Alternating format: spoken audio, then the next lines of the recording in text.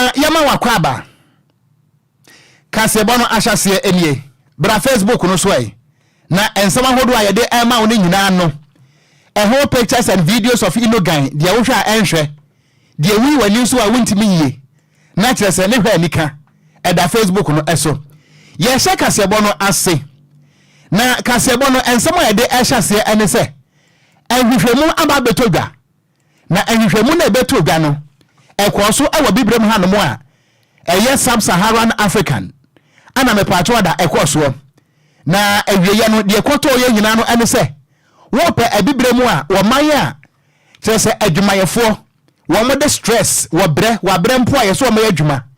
saa adwuma no ewo so pa no a obre no wo so a Ghana ye to so enan adwonko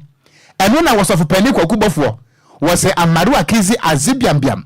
na kire se wo mo de abokwa amiapia wo nankokum ama ni sisi mu abiabia na emmepachaw ensam ato mantre no 2023 Gallup's State of the Global Workplace Report ana omo ede ebeto dwa ekire mu se wo my Ghana ane eto so enan ebibrem hanom wo pe amaya hodo a emu adwumayefo wo mo de stress ana yedwuma no a yeto so enan na wo mo ekire mu a na kire se eyeda bia so hu stress no daily basis kire se efitibra Ghana ni ba na adwo ba adwuma no wo the stresses a wa brempo ayeso mra wo yare yesebra wo yesi hey wo ko council wise betu akatua so wo se abasa no a etimi di sunsanso bonen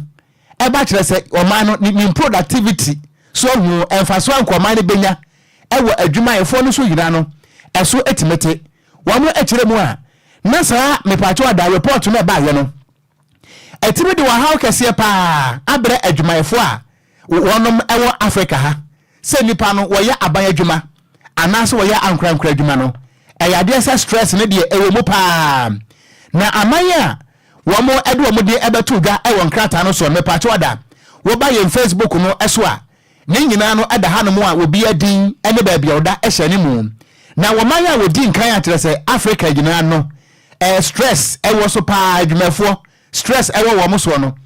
Chad ana wo din kan de otoso mienu Uganda de otoso miense Tanzania de otoso nan Ghana de otoso enum Sierra Leone de otoso ensia Senegal de otoso enso yenuanom Nigeria foya ana enwotwe Guinea enkono Togo edu Cameroon ana 11 Republic of Congo ana mepatwa da 12 Zimbabwe 13 Benin 14 Zambia 15 Mali ana 16 Cote d'Ivoire Didier Drogba ni krom ho ana 17 South Africa ana 18 Gabon eno ntinate se wo hwemu a Gabon no omaya kire stress enhye da enu sokura na emom Chad de enyasam kotuwa osiso nyina betin fifiri enso na wo de adwuma na no ana wo mo ekire mu a wo wesa report no ba montre so na mepacho da wo ba ye Facebook no so a report no eda so eno ntise wo pese wo bia we no wankasa hwebi na hunu ba bia wo my Ghana no wada sesi a na wo so watimi ahwebi wo no mo ekire mu a na sa wo hwe stress no a wo mo a enya no wo daily basis no wo hamu ntichemu aduanan ensia 46% ana kire se empanifo no ede report no ba ye no ebetodwa na wo mo ekire mu a ese eba stress ho nsensam no a ema no ene mema ne nyina no ye da pepepe ya aborope na kire se ema no wo mo mere ensene mema ana emema nso emere enfensene ma afrise eba stress no a yetiamu a wo ba hopo bema so hopo yetimi kasa bema wo yare kura bradwuma sada nso no wo ba wo yare kura nso abradwuma wo mo ekiremu a emfa ho se Ghana ya bu ahomaden se eja adwumafo be bie nyuma amase bie ye ni bie nya bia ye no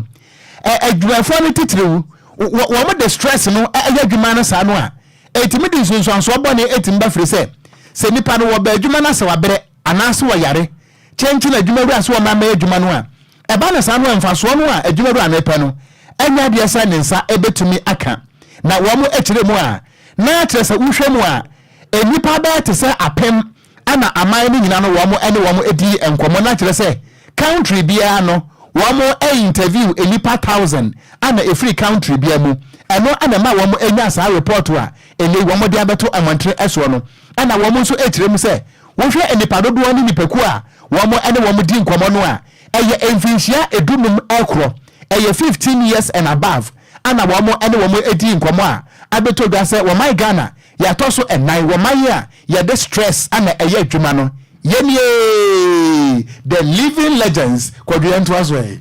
yetwa kasebo no so ne yebo edi awuramu o ma se bedwane edi man ngo prampram eye Sam George papa yi wakasa echiremu a na nsenya mu na chese ene o my Ghana Sam trafo ye fa ahudie ne kwa ye fa so a ye di ye enema aba na se oja ye ne ye di adwuma se de ye sefata no me kire ye latest world plus freedom index eba bonte no o chema se Ghana de sia ne modern bo no akwa ni mu kakra esene na nsem de beto odwa no nanso o chire mu a we nyina no ho masa enkwesi aga Ghana fo nto madwunu mu kwa na we de nya de papa bia na latest eye index eba bonte no Ghana de sia bekese yi awiase nyina amayama ahodo maako oha any of your work, 180 countries in Ghana torso a year 50th position. As a torso Marco Edunum, and as a when there's a Yaquanum Kakras and say, a maybe a Chomodia, Naka ya torso 64. Oh, your torso Marco be a son, and I said, Naya Yakra. And says Yakasa Ghana, this year Daya Kakra. And I pay more debbie. Who show my Ghana pan as a day. I'm on your phobia is some stuff when you so chrome has say. Now that sounds in Sansuya Bay Yakaso, where they are by a homodin or Chima. Enya kra na eya information minister abaya pa na foforo ya Fatima Abubakar na mami kasa na wotem so tunso abai no ono hu ni say ya de arehemu mu pa essence mu badwumaden betima to tone mama Ghana ya timegina ya naso akon ekoye no mesense nsamtrefo fa ahodie no edo ma Ghana mpanifo nyina akoma so so betumi aboa ema nsamtrefo nyamfa ahodie etuma badwumaden e de aboa o my Ghana ne kankro na Sam George ekasa na ochire mi say we dey kwasibo ne beka ne say nothing to write home about we dey just say emfaso bia ne so we yentumi fa yani emfanto so age say enya de emfaso we betumi awaso abebo Ghana nsamtrefo na no ne nsamtrefo di nkomo na ochire so sa susuanso we na aba ne nyina no yentumi na akora na we enkwese hwe say de emperifo boss tro okroma etwa papaye nsamtrefo ni so no sa na ekoso enya de nsonso papa bia betumi aba ne senti Ghana fo nto o madwunum ena wakasa na osan chem so wokaya emra na NDC abanwa no eti NDC aban ti abanwa so no na nka wiase nyina okokoma na ko my Ghana na ye toso eye aduonu enso me kire 27th ena na Ghana da na banse de say ye pega akwakoduru eye 62 aya sante aba gina mu 50th position we kire say nya de eye kra wakasa na osan chere mu se ne so mo pese Ghana ye huni se nsam kire fo mo fa hodie dia and I want to make 27th position ho anase medical wiase nyina anase yemetosu mienu ene Ghana fo nyina mo yensem ne yenye sere kwakwan fama ono yehunu se fidie ene matumi akoye dia mansem trefo na kopem se de be yeda idie wo munya kakra na Ghana enya da nsem trefo e wo fa hodie kura okasa na wo kire me se wo hwe kwanya hodo a aban mu mpanifo afa so eta tansem trefo okrom ha e papa bi ni maso mo okrom ase no enya dia so ni yekura ne senti amansem trefo se omonama omomo atese omokotokoto saa no mudia ehunehuna saa idani saa atese omusuro mpo asembi sikura na nsamtreni obese okoye hwehwemu a na wonsu na gugem because one hwe ni ya hwe akwafa asem dia bayi na asotura su ni senti saa na emana ekoso no nya dia bebo antempirifo mo homoden na omunya hu biribi yenti esema wodo a Sam George em na oni nsamtrefo kasa no odi tu dani bi from 2012 for all of us to appreciate why I'm saying that even though this may look like a 12-point jump, it's not worth celebrating here. In 2012, we were ranked 41st in the whole world, and we're ranked 7th in Africa. That's the last year of Professor Mills. Then when Muhammad took over in 2013, and let me be honest, the ranking you get for a year is representative of the year before. So in 2013, it's basically the ranking of the last year of Professor Mills. We moved from 41 to 30th in the world, and we're ranked 3rd in Africa. Then in 2014, where you began to see Muhammad's own efforts in space, we were ranked 27th in the world, 3rd in Africa again. In 2015, we moved up to 22nd in the world and 2nd in Africa. In 2016, we're 26th in the world, 2nd in Africa. Then 2017, we maintained 26th in the world, 2nd in Africa. Then the first real ranking of the Akufo-Addo administration. Because you will say that 2017 was based on 2016. The first real ranking of the Akufo-Addo administration came in 2018. We moved up to 23rd in the world, and we're ranked 1st in Africa. Then 2019. We dropped to 27th in the world and head to Africa. Just make it brief. And then, no, I'm wrapping up. Then 2020, 30th in the world. Eni a wuti ye eye ma se badwane e de ma ningo pram Sam George. Yanto anwumre no sia ekasebo no eso aha eye DLFM 106.9 na wo ba ye Facebook no eso a ensama hodo ayede ema no nyina no ye twen se yedo wo message no so betu da so ahu enu nti wo so de no ehu hia yen bomode so de bebra yen e wo Facebook no eso wo comment no ma yensa entimi enka DLFM 106.9 e wo Facebook no eso ya to akasebo no so na yakwa yanimu a enche ye ana KPMG womo ede report ebe to da ekire mu ese ayade se Ghana Revenue Authority wonom ene eye Strategic Mobilization Limited eye SML womo sa akwasha pambiase a sa deal no a eye ekoemienu ede omsa akwasha ase no ede wakatwitwiri die eka ana abeto Ghana fo so nti enya de se ebetimi aboa wei anam so e ma kire se NDC amaneko no ekasaye sada nso ana eku ahodo a enhye aban ase mechire civil society organizations wamoso ekasaye ekire mu se contract no a Ghana Revenue Authority ana afenso no SML wamodo omusa ahyase no KPMG report no audit no abetodwa akire mu se enya de se efa procurement enu ntire betimi a sa contract no yentwam yemfa ofedu kofi apaso libi na ekafe epain yentwam efemfiri ho na sanse mabeto dwa no anenne edom kase a wonom ewo Ghana yemra hye bedwafie mekire majority in parliament wopani a wodi womanim ese leader eye efutu emra hye bedwani honorable Alexander Kwame na Afenyo Kings wodi atudwa ana wechirem se ensemu a NDC fo ene civil society organizations na womo ekeka no womo enya eka efri se womo kwaso aka indigenous Ghanaian businesses na chese Ghana fo a abiebie nyuma ewo Ghana hanam no ebetimi edinsu so bonen abre wonum efri se adwuma a Ghana Revenue Authority ene Strategic Mobilization Limited SML wonum edie no ayade se eboa ankrankre ene Ghana fo adwuma enu nti se NDC ene civil society organizations eka se sa contract no asa krono kakra rom asa ebon enu nti entwamu a wotirem se anyade a ebetimi aboa wode atuda akirem se afenso wobra na NDC fo ekasatetrew ene ebamkuma womo ewo Ghana mrahye bedwafie no ensam a ebi editu Ghana se adenti anasa contract no wonom ama magitumi ewo mrahye bedwafie na wotirem se wono woni mra sada nso ana watena emrahye bedwafie hono mo akye enti woni mrahye bedwa womo dwumadi a wonom edie se bio empene se aboa koto wode libre eso de won so a obu ni pre enti waka ade akire NDC fo ne se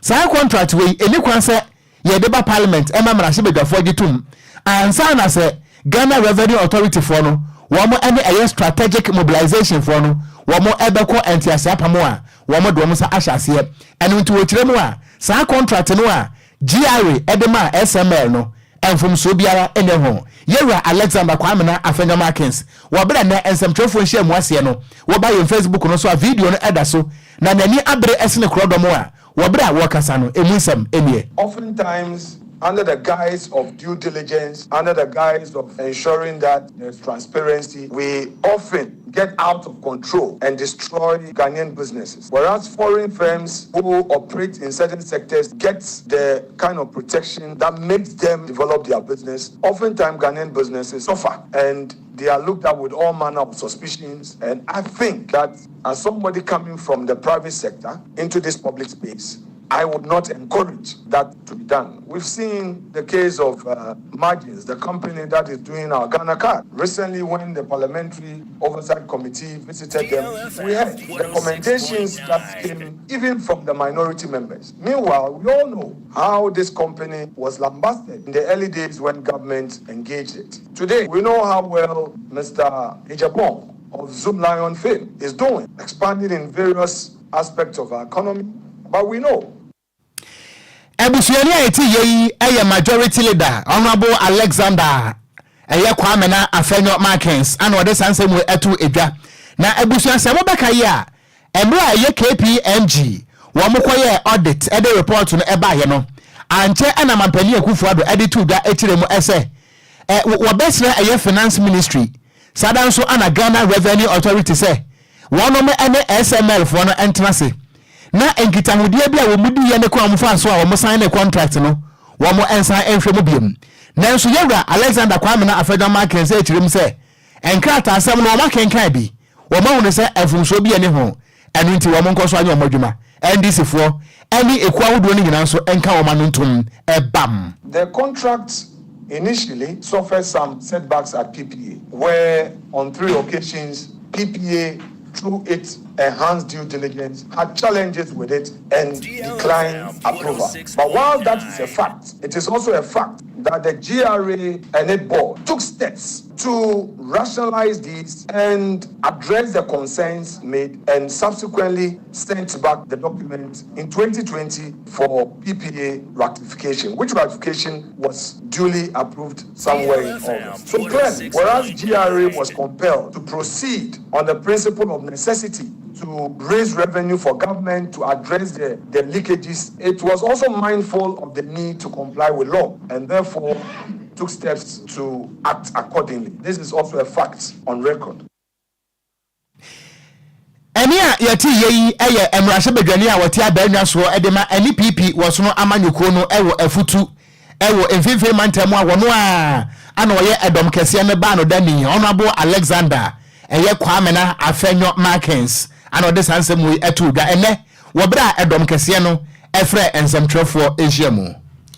yabo edi awuramu ewo soafo hwe o my Ghana ya ho ne nia ensem so me Minister of Energy Dr. Matthew Opoku Prempe wasaka sabio echiremu a omamperinda da John Dramani Mahama na penso o my Ghana dumso akoso o my Ghana mo achese Ghana fo nyina ho nyira wo no mo no enya de ebi bekoso asi o mayimu biem wo mra MPP amanyuko no eti ebenja so na mena na okoko piemu ewo eye mrashe bedwam ewo eye parliament government eye assurance committee nanim ena papa yo kasa na wachirem so edu ba bi no my Ghana jase wo wana onka ne yi dum kwa jase so ne de na ye kitua bia na mo akra o kasa na wachirem se Ghana fo nyuma nyina egu o mam ha se ya na jase na ya de a awra ho pa dodo na do mo se gu no muti etwa dwaju wo mayimu enam dum so e course wo my Ghana mu na ne santi no sa ne marketing ehunu nanse abehu na okane na bonane ne de o we de ya de kitua de we eye dum siesie won man kase no ma hunu se yen kane ano ohuma ne dia ye mre papa afisi transformers ahodo bi wo no ma hodwo aida da ne santi empenifo atena se eye siesie wo no mo sese bi nso ememu na bam ne santi na wo abehu na okane no abonane enti no ne na montiro keka kaso dum so ne wo mu no sa nsem no nyina no Ghana fo nyina montu ne kro ba kompo enya de wo mu emna wo kase na wo sa kire mu se wo beka ya o mampenda da John Dramani Mahama na penso no o chema je senkane ano etumudum sa don hwere mako edosio mienu ekopema abiokron sia me kire 72 to 96 hours na o ma sa so nkane ano 6 hours per dia Ghana for na o kire mu se wenu mu nyina kire se na Ghana yakwa huyenya ma na ye ho kire papa wo mai mu na so ene de Ghana for ede na muhune de we kitua bi enkere ma ye bo na ni kakra don hwere be ye mienu bi pe aboro so ane miensa na asaba ena okaka nsem we nyina o mese we nyina o kire mso wo hwe o man mu a sade amanfo kaka ka no dumso ne de enya de ekoso o man mu ni senti Ghana fo mamo we shevo emfa ma o man mamo kaka kan nsem ne nkyira e ma o man yeso me yakobon fa no me meto Ghana so na mo no eyensiesi adwumade bi ena ekoso ma Ghana fo nyina ehuru ne saa okasa na o kire mse sa memo boni ekoso o mpeninda da John Dramani Mahama na memo ma ekofa dumso de bai mo ma Ghana fo nyina hu yehia wo no no MPP amanyoko ade abanya so yi sa nyama ne sanso hwe Ghana fo ko mu no enya de o ma ya hwe han masa o ha we ya beto Ghana da ne senti de ekoso a yehunu nansan yi de enya dumso ne mo no eye dum sesi okasa no emu nsem ni. I'm not sure I'm here to talk about Dumso as you want to drag me into it. But I told you that when I got to the ministry, we've gone past the era where we had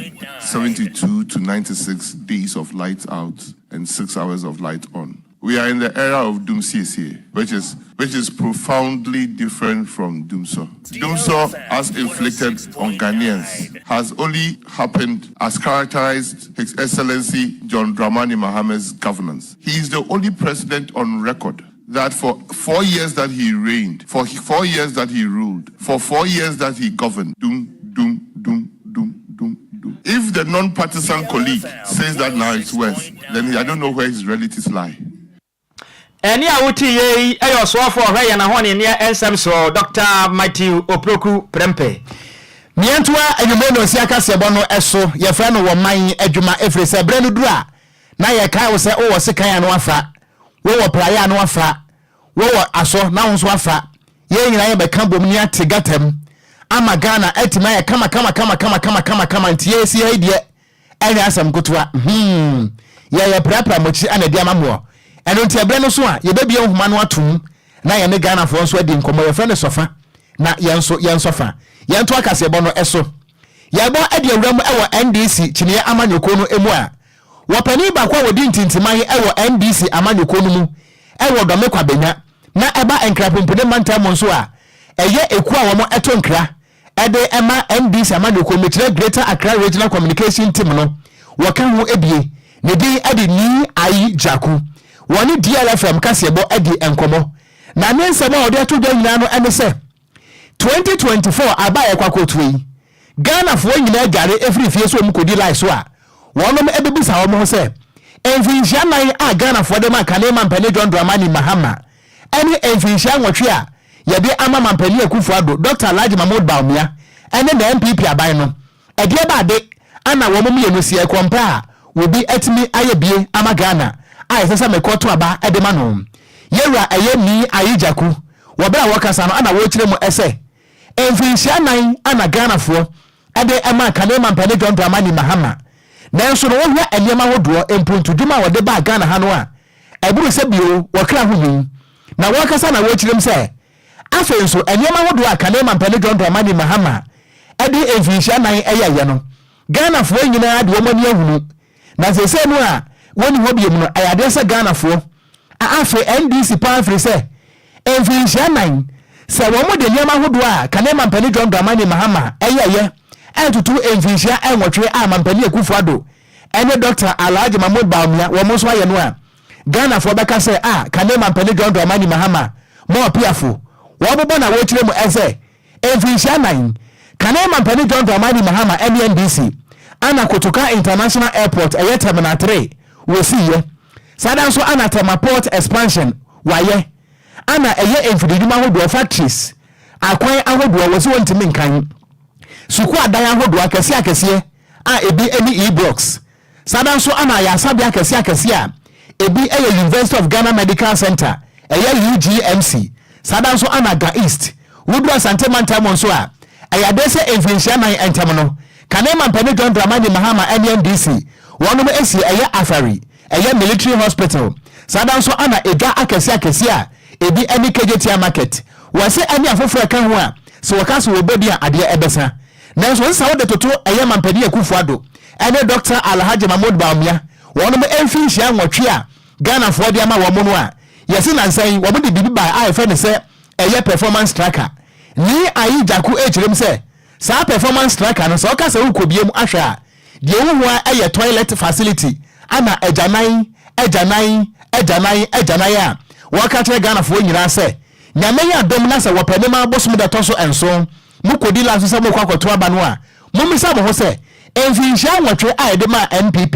ani enfinhia nan a ede ma kanema mpani John Dramani Mahama no dia hen ana oye adwuma e ma ne so Ghana fo ani a daachi bia no enchirima ede bekaye wobra yewura ni ayijaku woni DLFM amanebofo edi nkomo no emunsam emie na oba Facebook no so a yewura ada so a wo kire nsemu yentie kakra. The opposition is winning an election because NDC is bringing a candidate whose 4-year tenure of achievement is fully matching up with the tenure of 8 years governing power. 4 years, but we still doing comparison. We are doing achievement, compare whatever has happened within those 2 periods. 4 years of JM, 8 years Nado Baumia. You see the whole thing, and you could see that NDC is leading in most areas, sectors of our economy. We talk about road, yes. When we say we have done this road, nobody contested it. But when people say, "Oh, we have 6,000 kilometer road," they say, "Look, so mean you have done a road that can lead us from here to London, UK." That's not true because people cannot see the road. When you come out, we mention schools that you have put up,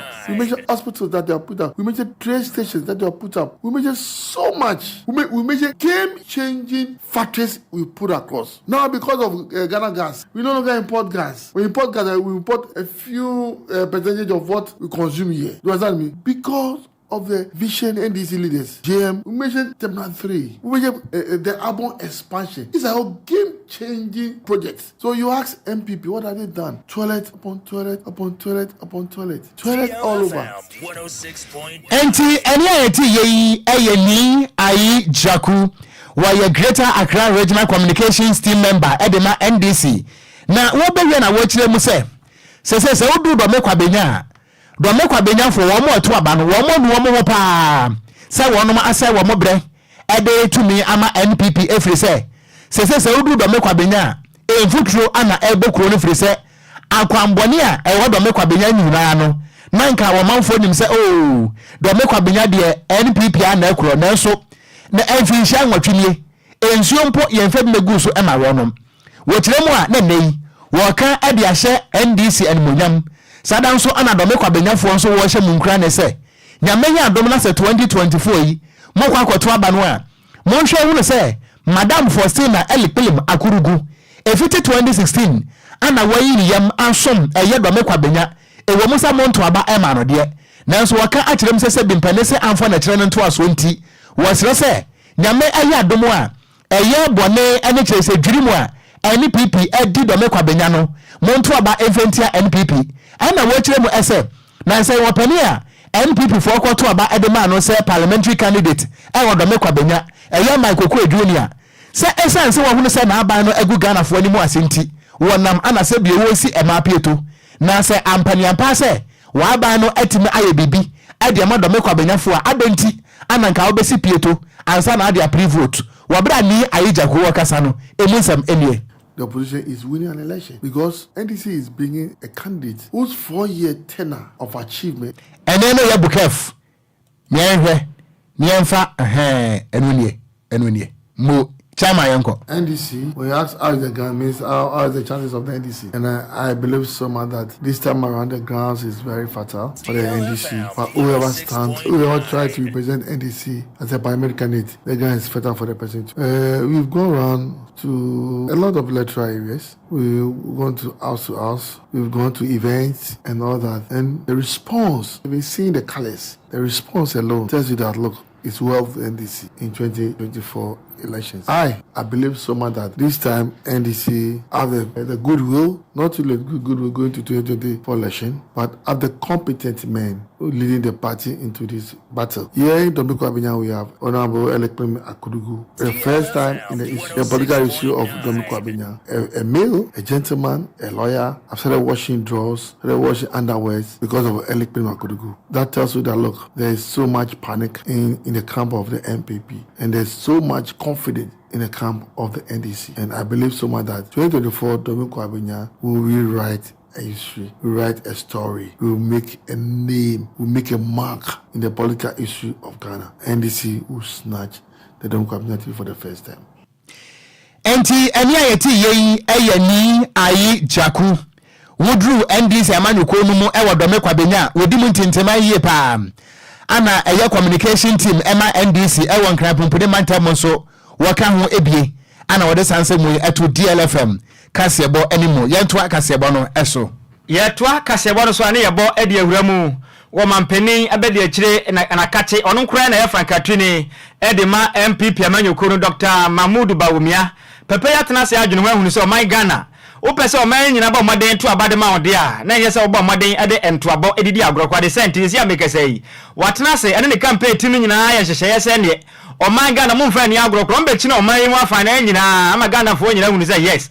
MPP amanyoko no mabba adwuma papa ne senti esefata san fimpim de ne do ne abato ebetro no mbesan atena Ghana abanwa so biu na campaign timi hyamde ba bonte ne sa fidie wombe chini Ghana mantama wudu nyina mu ni mensina wudu nyina mu amumfa nya fadi agorokra afi so edom besa bo wura fie mu nyina ama Ghana fo nyina to no mka no mabbo ne papa ma ya hu nyina dawuro ma Ghana fo mu say yes MPP amanyoko no o masmo o my Ghana som papa na edika no Dr. Mahmoud Bawumia edika edbo edwura pie mantamu ekodi ne fo makoma mienu na ko bonto eno achi wasabe piemu ewa ya toy mantamu so be bontoa na fo mienu wasane edebe piemu ewa Dominican Abidjan ewa nkrapompure mantamu ne papa yakọ piemu na o se ne wansam ka person say MPP amanyoko no o mabbo adwuma papa enti Ghana fo se de ado no Dominican Abidjan fo samo to aba o mfimpim ne do nan mu dia amanyoko esafata a mbetuma to abama no eye MPP amanyoko ni senti sabato no du hono ma mamfa anye akwadwo na mra wakasa no emu ensem ni is to end the canker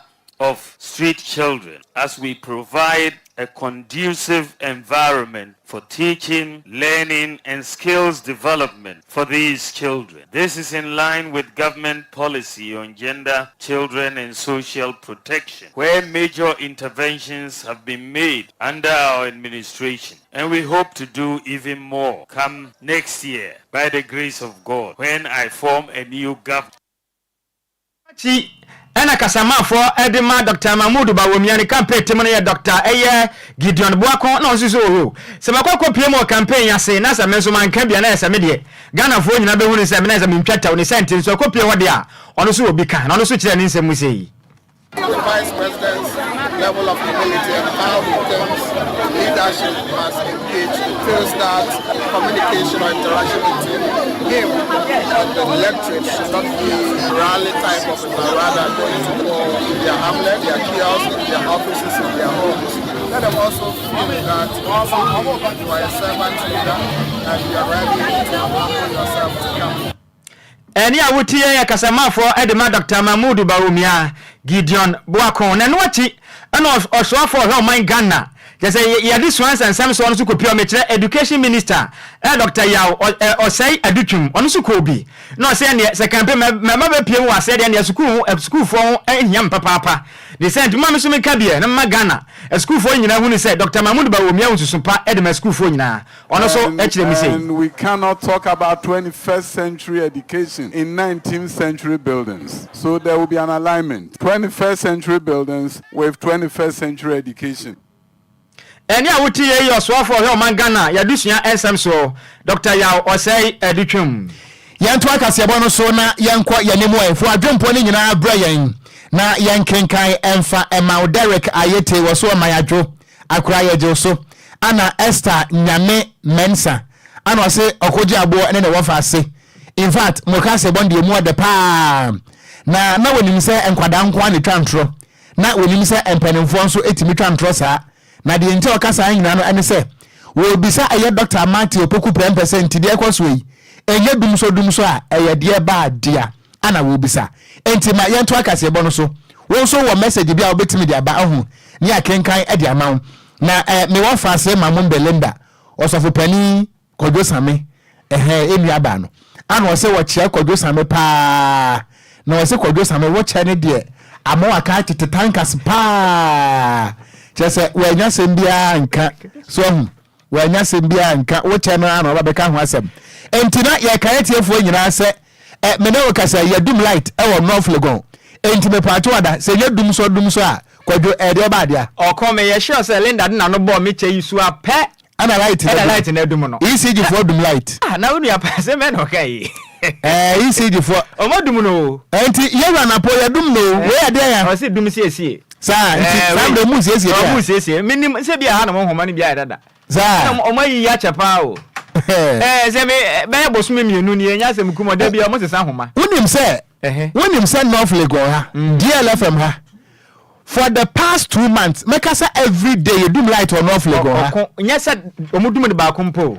a day omutimi dum 4 times within a day we your production na pa na baby atiko honorable Dr. Matthew Poku Prempe North Legon ha what dey say dey across other places no say you dum so mawo a North Legon ha ba bia DLFM we dey every day ya num light kra no enya 4 times enti ye be fe dum so mebo a o ye dey sanity so omudum na o maso amaye adia no modundum no ese machines okrom ha modundum no o de se montimi fa timetable no nko ba bia mo fa timetable nya dan emra North Legon ha because I had the energy minister every day you do light and once a day 4 times a day and for the past 2 months management of DLFM or more bre every day you to fuel generator so we are do me ye be so agese wo china anopa na generator ana ye adwuma enye dum so okwan no na ye wo mu ye ko so wo NDC time a ofa ha generator no enye no abi nie ebia na yehuni. What is that? Mo person mechanic kre. Say I can't news meboa. And yadum light. Can see ankania no ko. Yadum light. Say this a technician ekoso plant meboa. Sa papa. Yadum so. No an ye wo mi. We. Ma yento aka se bo no so na yanku anim. Ye kwa adwoso a entia ye ana adwoso by elections. Etwa mu. Na se tiefo leka yi a wo bra na by elections no ekoso no. Die hu ye ene se kwada so mra se bedwani. Honorable Dr. Kingsley Nyako wakwa gina eye electoral commission for no wo mo enchen baby a eye presiding officer agina ene baby a ballot issue agina a watu no botomu a wo ye envelope kufu se efundaka kashiri na wode atu table so adaye a ai wo no ana ekoma wo mo aduane wo koma wo no breakfast wo koma wo no lunch wo koma wo no supper wo ne kokofi di isifo na sa video no beto montre so no Ghana fo nya bia hwe enam so ama eku a ye fa wonom ese election watch Ghana wonom atro petition kura e de koma IGP se de ekwa so e wadwe so a eye kwada so MP Dr. Kingsley Nyako wo koyi sika e de koma EC officials no eye bribe anankode koma wo munti a police fo enya ehwehwemu na we enam so ama manebo aba beto ensam trofo ensam echiremu a na me wo fa sikisi adaben special prosecutor wode no ho agimu a me ne okasa enipa bia yesuso se na wo mo eka hubie ayade sa office of the special prosecutor invite wo mo a wo yes asam no ehwehwemu na sansam no ebeto odwa no enipa bienu ana me ne okasa special prosecutor na ni edi a kire se wo be ye ehwehwemu na wabusa se Dr. Kingsley Nyako sika na wode ma wo mo no efiri hifa na nipa ben so anekwa wo nsam na ayehemfo nso anekwa akoche enipa mienu a sabre na video no e capture wo mo no eye ballot issue a ani di ade Regina Sewa adwonko ana eye kyerese presiding officer George Sasu mena wo ka say yade a ya twe wo mo asensan a amadebo efirimu ba echirim se office of the special prosecutor so ade ne huawuram ehwe mu se wo be hwehwemu ade fa sansam no eho ama de enti anko wo kokko bribe wo mo no ehwehemu so etima betodwa na obra ensan betodwa se eye Dr. Kingsley Nyako wa yesa ama no enti office of the special prosecutor enso etunu nan asimu a wo ye investigation no ana governance expert opani bako a what amemwa sepa ne din ade professor Bafo Ajimadua wo de to ana wetirem se ono a anka de empiri ye no nka wanye na so wo hu ni se sa ehwemo no a eye special prosecutor wo de esi na ni so no enkonkosi aga. So if I were that person, I would have been more circumspect in going public to release that envelope to the electoral officer. And in my own mind too, frankly, it's much ado about nothing. You see, because the response we are getting already tells you where it's going to go. Unless the Electoral Commission has direct rules against politicians and others giving life to people. Otherwise, I don't know what they're going to do with that. Enti ania yati yeyi eye governance expert ni di e the professor Bafo Ajimadua ana wo kirem se san hwemo no a special prosecutors wo kwakoye no ono hu ni se enkonkosi hwe Kwadwo yanto akasebo no so yeto akasebo no so ane yebo edi awuramu e wo hopsen adoye na so ye na papa ya kane no na ye member edi New Patriotic Party MPP amanyuku no na sesi ameka say dia yade a oye director of special duties for Alan Kwadwo Chiramante na amanyuku edi da so ye movement for change na papa yi akasa chiremu a sesi ayi ogusu ye nhyehyɛ papa so odi ekuo bi babonten na ekuo de babonten edi da so advocacy group a eno na edi abeda so ye JDM yamama dia na yanche wonom na dia ntine papa yi kasa na wakasa na wakire mu nsusu ye nyina ne se omanga na ya timo no obi abatena banya yi so a no de nisa mienu e de abo omanga na japade sika do omanga na we nyina mu no no de nisa bom no osesa na odi nyafunyafu ache se ya ka hwe kura nya de wonom eti ase na wakire mu se omanga na so obi be dia banya yi so a enkuntabuo pa de a abonde se de dwonso ababo akokɔ empanifo fa nya hwe ne sente no ne hyehyɛ nyina ne sɛ nkagana fo bagi na tum no mate ase apa nanka movement for change amanyokoi ya to abade ma wɔn de amunya ba ya pɛrɛ mba hyehyɛ titiro mampani oda Ghana ya banya suei na danko akufu ado opapa yi kyerɛ ma kro no pa mampani ɛbɔ wɔn mu ha sei no ɛso papa ne na ban ɛkyɛ sɛ ɛnyɛ ɔno nko abamufo nyina sikai ɔmo de wɔn nsɛm yenu na pom na ɔmo sesa na ɔmo di ne sente ne ko ba ya pɛ 2025 January 7 emra mampeni nko ode akonwa ne to ope na ka wache no oche ne pe kwa kwedi odini kwa kwegina mra na kamra ene nadi essence o mana yetimu na se mra eje adwuma ne yentumi ntina o man yimu ema atese obi betina akonwa iso a ode na busuafo nkwa na beje o mani na ma mu ne nyina de esu ni adwadwo nkwa na de o man yimu sa hyehyɛ no enya de abekoso one na penso ni senti no obo na homaden se akondi obetumi ate na beboa ma wo betumi abeko e de ato e de ate eye pro e kankan ane dwiruma ekoso ewo omaiga na mu okaze na okirem so ko ne de obetete di nanka MPP amanyokoi wonu fra banwa so pe na kwa twere ka tantenten e de akokot na ka ya chi wonu mu nyina do makogina court na ne ya bo mu nsem todwa sa nanka bo wonu se kim na ne ka court e de makwakoto afiase se be ya ekira bi no so bi obefro Ghana banwa betena so a se kro no pa de ko hu senka e da bol ga ontwam kura no wafa afikyire kura akokse ko ba ko di dwirim anase proye yentu akase bo no eso na menkan message no e kakra na mamombe dia o kan na saa na mekan ye Kwadwo ase wo hunu saa se me ka bi ahye musu me ka bi ahye ne ho kra mmanwa because me nim se wo fantwantro da bi so say me charity say den wo so cha na ase tete tankers na konka ne se ne dia yi mpo ne se na tankers yi dia nsan ka ye guy se je sa ha ne ka ne se bridia brada wo di wa bridia brada me na wo bro wa ja osu minya na na me ka se ye de ya minya no enti me ne okran ka chane nka matu sawo na di yesi tete tankers ya me Vende ni twa me fa me ho ade se wo fere ade atu se wo ko wali wu asam de aka obetu me ye de amboa se e chena me ba be ye we ni nti me de lenda de ensam a otimika de ya na bi ni o but anyway wo se men kan kire Dr. Macho Poku Prempese ya dum light wa denta efiti anopa pepem sa me yon so light e wa denta enti energy minister adenta force dum so ne bia ba ho se de bia ba no of legon hey yentu akase bo no so ma yenkonkon wie kasebo no e wo British abrochinem na se atiefo bekai na se Ghana fo bekai a 2019 ekopim 2022 enfinsia miensa ana woto aba edi eyi Boris Johnson se wamra emedi British minus so se prime minister na wono ne penso se prime minister no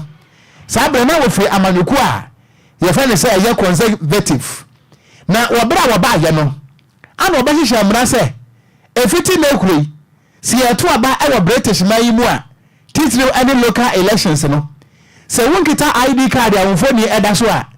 enya de ase ebetima ma akwan ama watubie na ID card sa enfoni eda so no ebi eye British man no eye wo mo voters ID card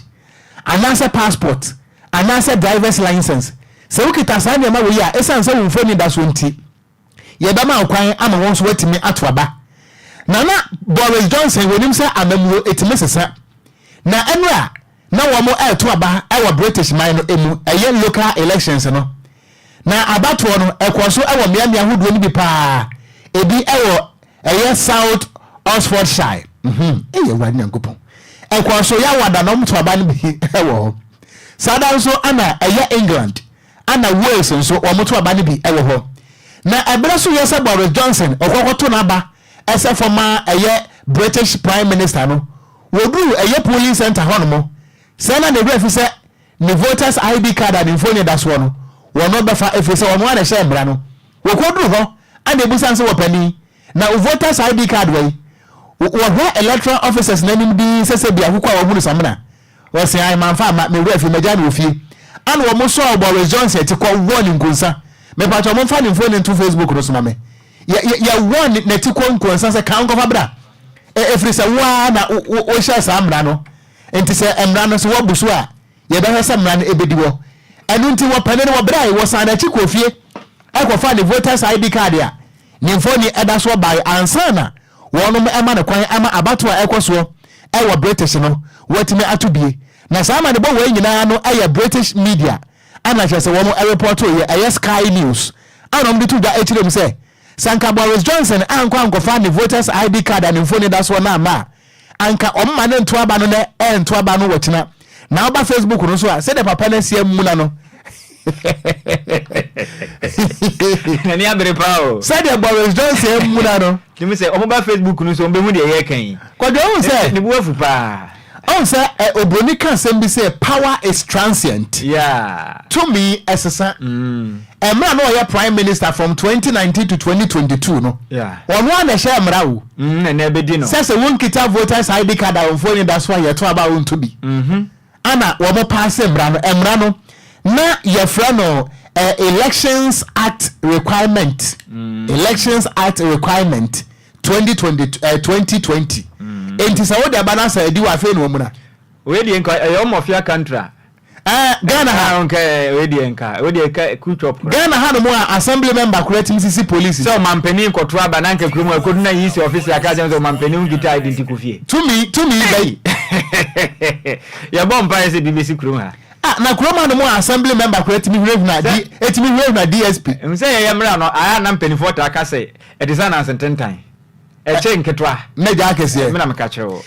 apakeba me na ye ho ne fa go pramaso nsam ento amoso DL News.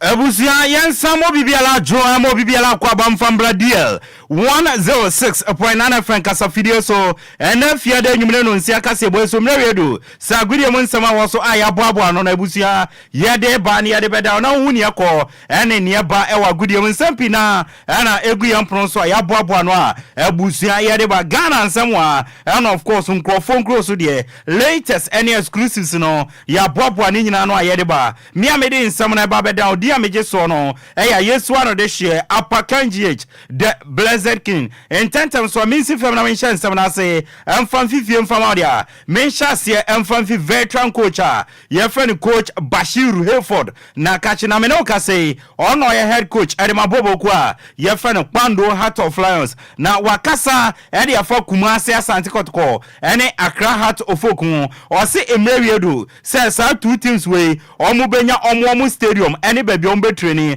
o se two teams way se omo mi omo ni enyo omo stadium enya omo baby ombe training a o se enyama be din e de ama ene se na nyama yi sa na be to aso aye Ghana for we have to tell the truth. Teams are omo park ebe din pa se omo go na one year plans here. One more matches or our packers. One more matches or our packers. Or league matches or Castle it becomes a neutral ground for them. Kotoko they play at the distance, it becomes a neutral ground. But when you are going to Samate, well before you even enter the park, we were just from the veteran coach Bashiru Hayford and what is so to Kotoko and has force and that's a wow team now wow stadium what we now supporters na emombe tawachi and they has ne Kotoko no baby omusia kan no akwakọ neutral venue ni nyina kan bi na enyama enkoye emfama two teams no one sanfu from no yanko na yanko piemu e Kumasi Asante Kotoko omo akachi no mo player your friend Michael Dramana na Dramanasi on what na say etwa nani ahwe nachi since ofi wafa ebepiem awokotokoi emmone mo awabeda na di no watna say ahwe emmone mo no won say emmone mo na ensani na sena onim ne quality no na nka ne emmone mo na wada na di ede awakotoko no inkobetumi ada ne achi say edi o se obesere kotoko achitafo ni say going forward no ne emmone mo amahu no masa fe na positive ones no eba my self introspection. Yes, I've been critical to myself. I've taken retrospect to what I have done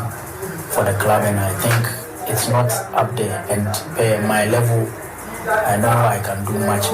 better. So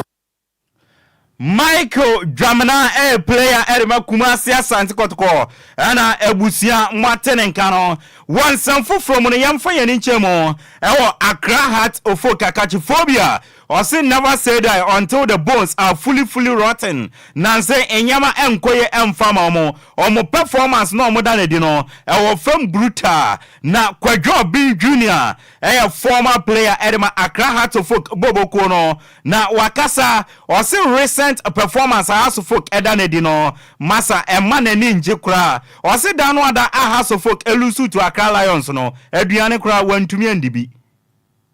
Regarding the course, I'm a supporter. Many players who team me know my party is but I'm a supporter, you know. My course regard to the Dana Mewa. I made a Sabi, where you want to fight so much in now in almost 6 trophies. What do you fight? And I'll call the MTN fake out and I fix it. But you are no Mr. Kono. You know, Sabi, you say a choice with Yari. Kwadwo B Junior at one in Samsono. Ana okasa erefa House of Folk omo assistant coach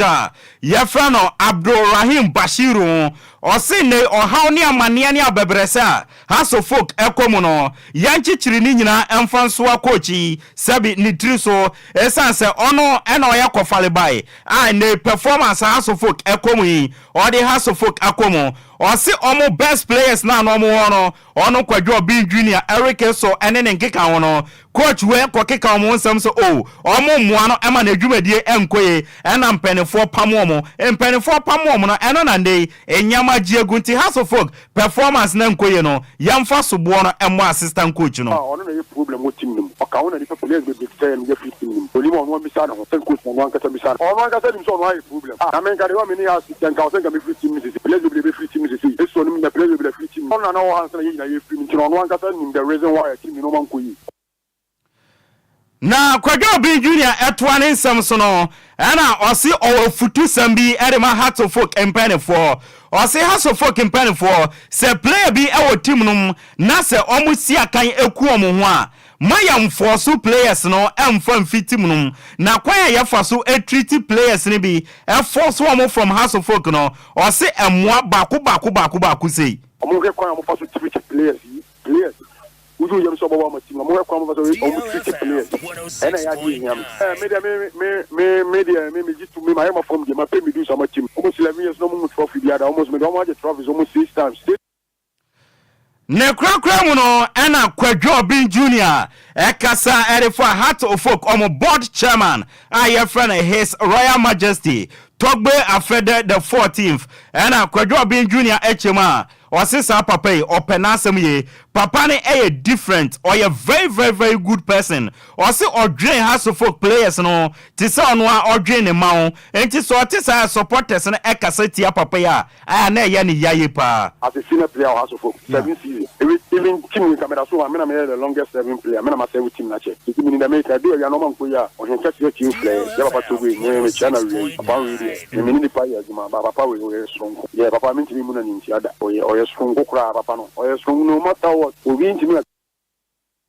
Kwadwo B Junior former player Edema Accra Heart of Folk Bobo Kono era ebusia watene nka no ensamre de doso na mo mre na ye de adwuma ni ntino yemfa afisem no emfansi mawo na yenkopie mu onkrofon cross nyame adom ochira ebo anopa no nkro ekosi dumienu ahia na yemfa the extended version no emfambro enanyumre no matches bi ebekoso ewo Europe say na wonsam etie uram ewo English Premier League ma ebo anyumre no nson yi say Ken Luton Town ebetra fie no mo Everton edi aboni sanso na uram our Spanish La Liga no ma ebo anyumre no nson abobo kwa fe ne Getafe omo ne Athletic Club Bilbao edi ebebani wo Italia no no yesi akara sima edunan Torino enshebie sanso na Bologna enshebie wo German Bundesliga no no yesi akani sima eduasa TSG Hoffenheim omo nshebie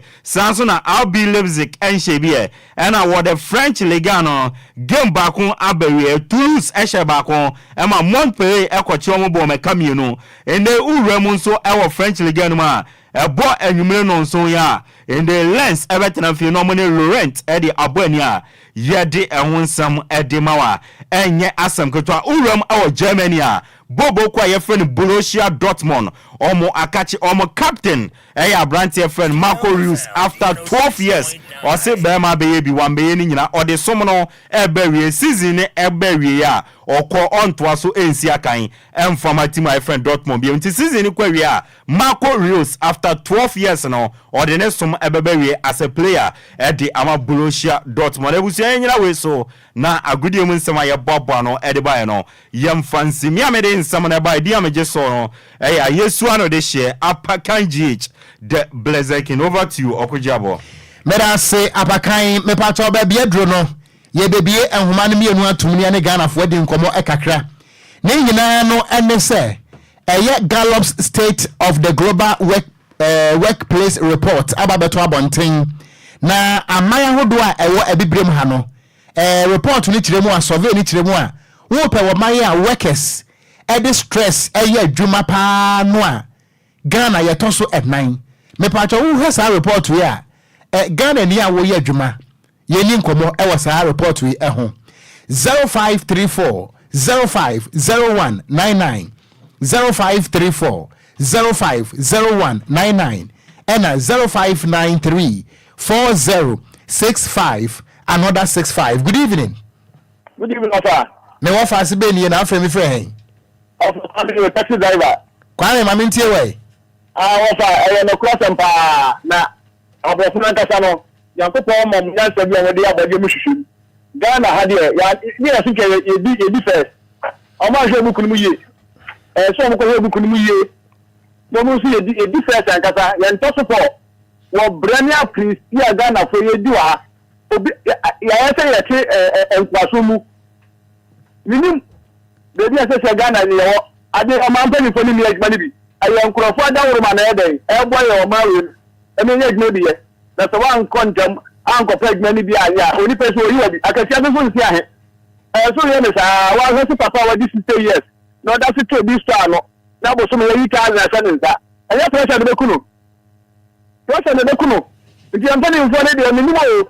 Minimo de omo ye o ma we. Ndi Ghana de exactly at also for. E see difference pa me da ba se. Bye bye. So me da se 0534 050199 0593 406565 me part of report on Ghana yetoso at 9 or my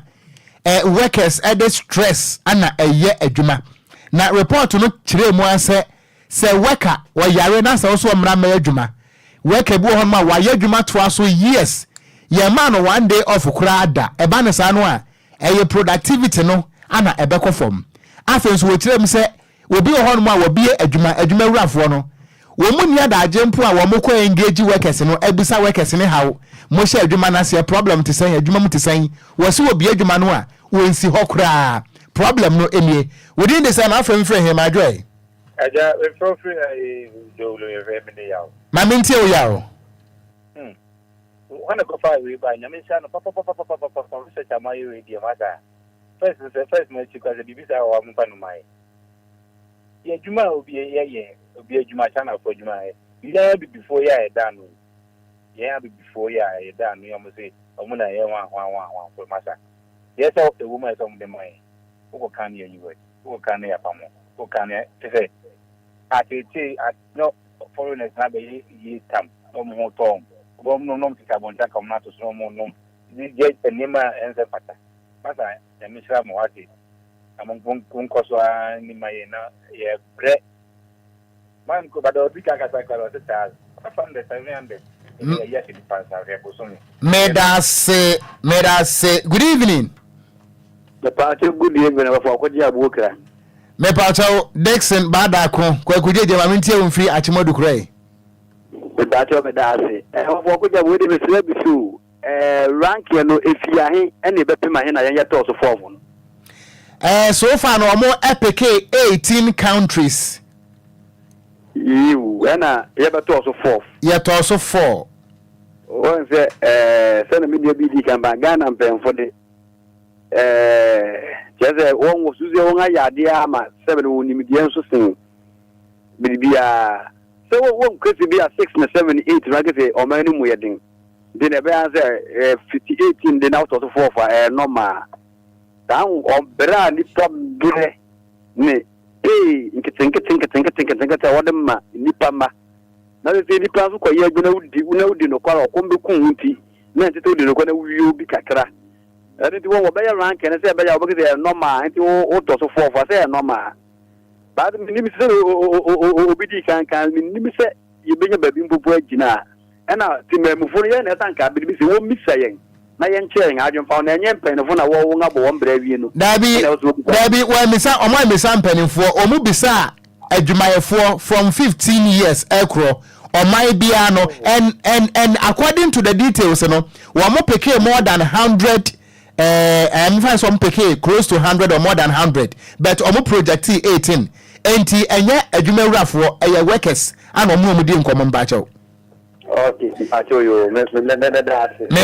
Medase. Good evening. Good evening, Alpha. Me offer Sibeli. Paulina, don't make it too. Hey, Nipa Bonifu Kroma.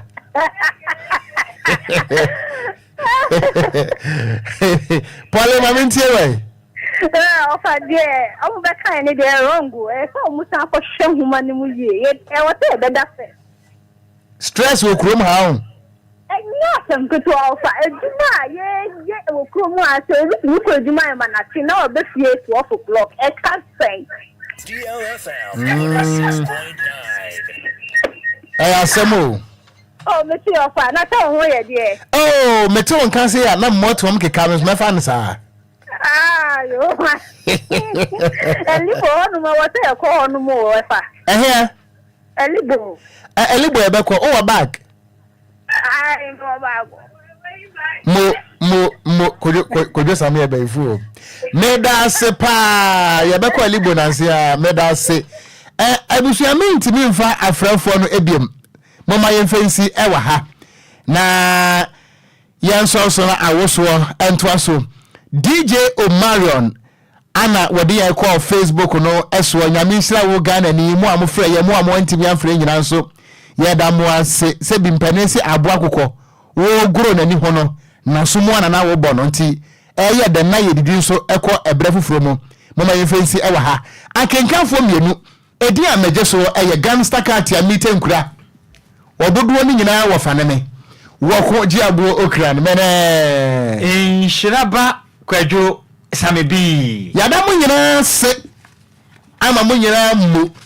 enitia ogyeyan oboja wachina eye memene da me wadanse ya medi ni waso dem enti aziefo montwa me ni hotri microphone a say ya